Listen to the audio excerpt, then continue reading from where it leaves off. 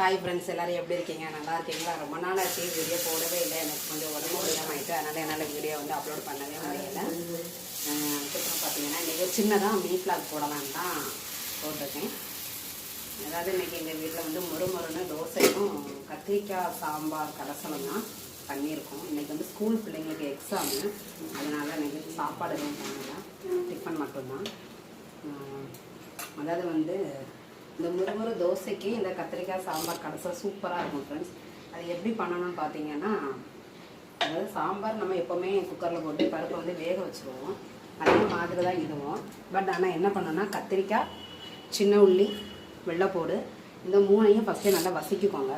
வதக்கிக்கிட்டு அதுக்கப்புறமா இந்த பருப்பு கூட ஆட் பண்ணி குக்கரில் வேக வச்சுருங்க. வேக வச்சு இறக்கிக்கிட்டு நல்லா மத்து போட்டு கடைஞ்சி எடுத்துருங்க. கடைஞ்சி எடுத்ததுக்கு அப்புறமா புளி கரைச்சி ஊற்றிக்கோங்க. சாம்பார் பொடி போட்டுக்கோங்க.